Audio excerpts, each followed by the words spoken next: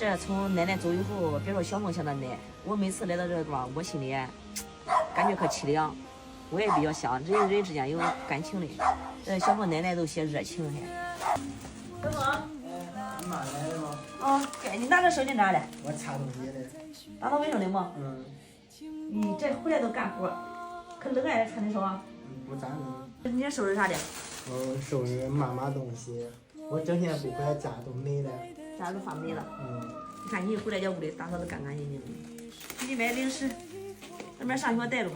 谢谢俺妈。给的，你不是说那个被子没套被罩吗？我给你买个被罩，天冷了给你买个这个绒的，比较软，上学带着。干净的小孩就是干净的小孩，你看小红，你看屋里那地上扫的干干净净的，一点垃圾都没有。这回到家里，这床弄得些干净。这哪个女孩要嫁给小凤也是享福的，可是的。我说下雨，给你别回来了，上俺那去的，给你发信息，你回来罢了。我这那长时间都没回来了，想俺爸还想俺妈，都回来看看。应该是在另外一个地方看到你的，保佑你的。哎呀，这不带劲！你知道奶奶这眼睛啊，你掉眼睛我都感觉不带劲了，还我掉眼睛。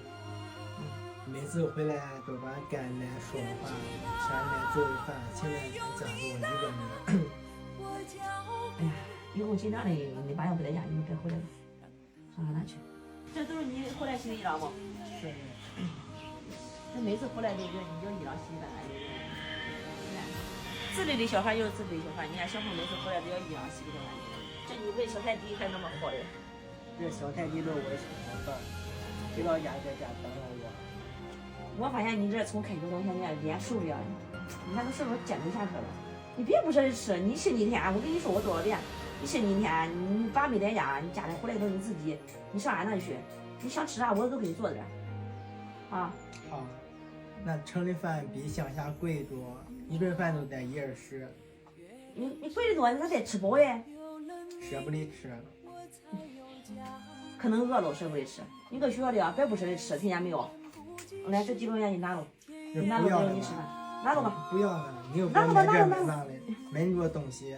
拿着吧，啊，吃好，吃好以后你别不舍得吃了哈，没有生活费你给我讲，回头我给你拿。